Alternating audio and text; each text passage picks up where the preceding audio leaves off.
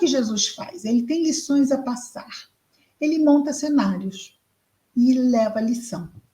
E passamos séculos, séculos e séculos a entender um pouco melhor cada uma dessas lições. Eu conheço essa parábola, já ouvi. Essa passagem? De cor e salteado. Mas não é para sabermos de cor. O problema não é saber de cor. O problema é entendermos e nos aproveitarmos da lição. É exatamente como veio na página inicial, não é? Cada lição é enorme, mas cada um de nós só tira da lição o entendimento que é capaz de tirar. Imaginemos como foi o tamanho do entendimento por exemplo, dessa lição que vamos ver hoje. Há 2000 anos atrás. Bem menor que uma colherzinha de café. Fizemos aquela comparação lá das colherzinhas. Hoje já podemos dizer que já estamos lá absorvendo já uma colher de chá, né? Então já entrou bastante. Ou talvez alguns já uma colher de sobremesa, mas estamos longe ainda da colher de sopa. Ou seja, ainda temos muito que entender do que Jesus nos traz. Sem dúvida nenhuma, eu considero que a doutrina espírita é um facilitador para o nosso entendimento. Mas entender ainda é uma parte da lição, não é? Uma parte, entender. A outra parte da lição é o quê? Exercitar, ou seja, fazer. Entender, eu preciso entender. Se eu não entender, até mesmo falando das receitas, se eu ler uma receita e não entender, como é que vai sair a comida? Não vai sair muito boa. Então, para eu fazer bem feito, eu tenho que entender. Quanto melhor eu entendo, melhor eu faço os meus exercícios e vou me aprimorando nessa lição cada vez mais. Então, Jesus multiplicou os pães e peixes, alimentou 5.000 varões, fora o resto. Varões são homens, não é? Que era o que era contado na época, realmente, traduzido em números, com 2 pães e 5 peixes. Com 5 pães e 2 peixes. Vamos corrigir isso.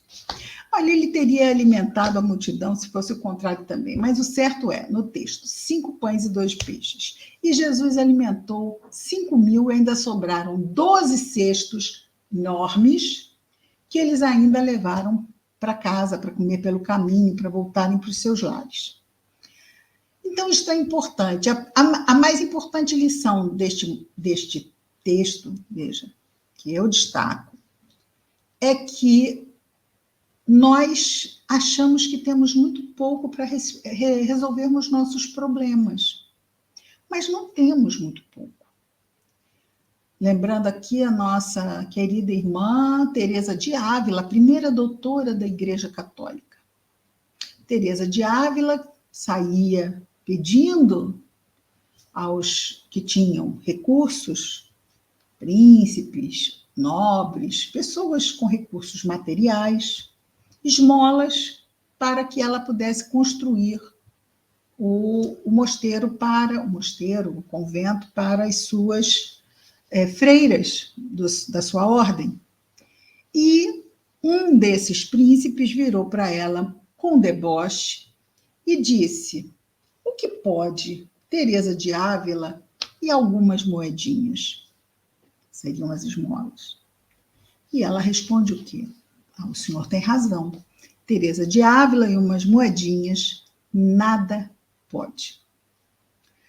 Mas Teresa de Ávila, umas moedinhas e Deus,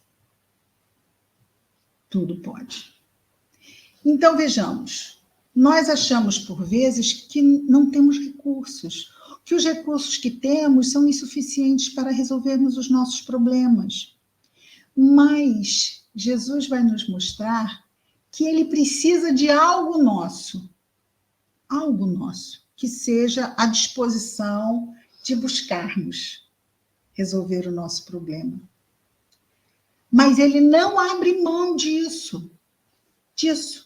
que temos para dar. A boa vontade, o esforço, o trabalho, a dedicação. E ele traz o complemento. E, de repente, quando eu menos espero, o problema se resolve.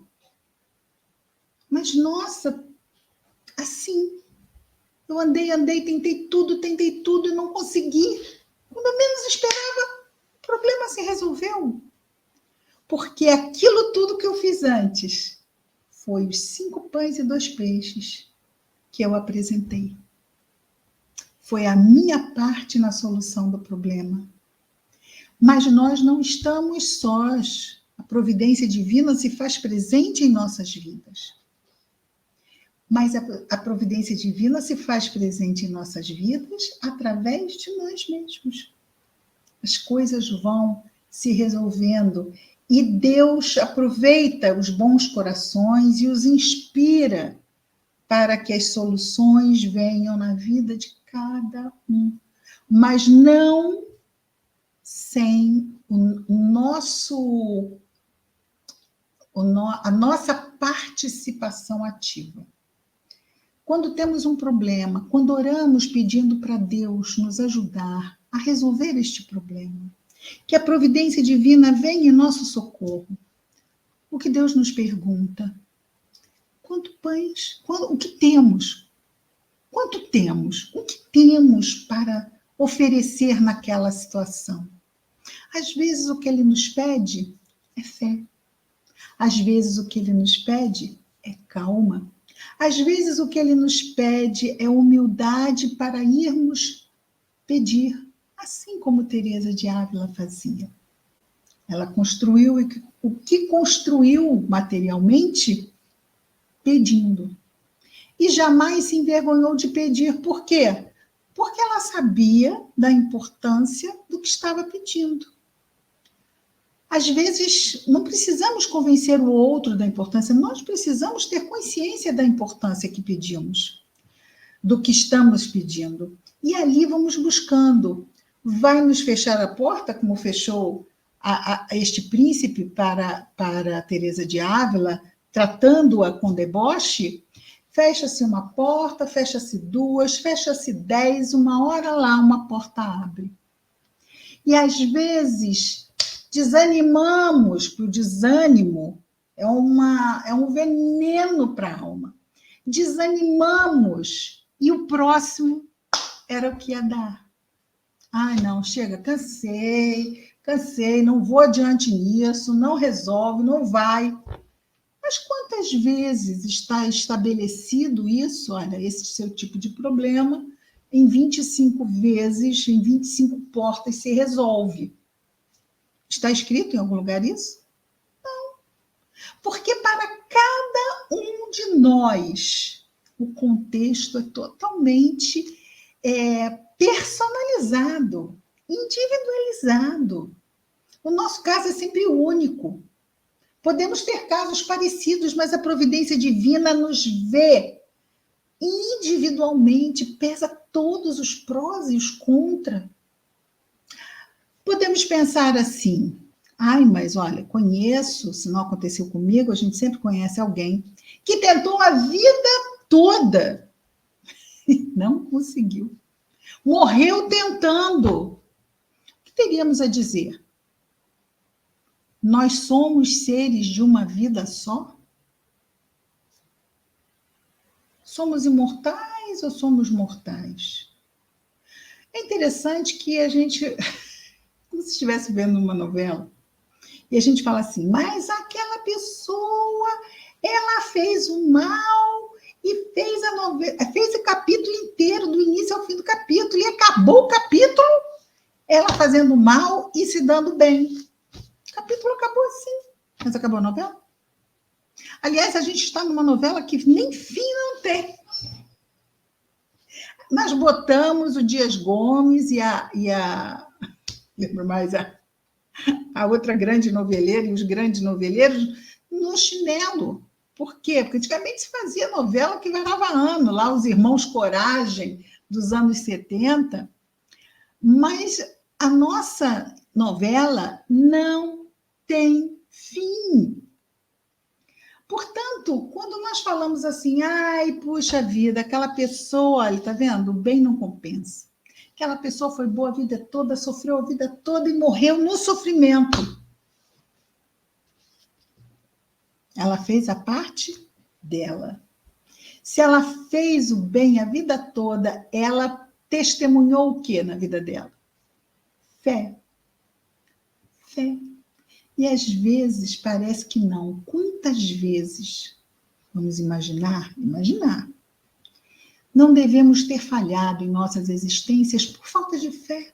Jesus que diz que a nossa fé não chegava ao tamanho de um grão de mostarda.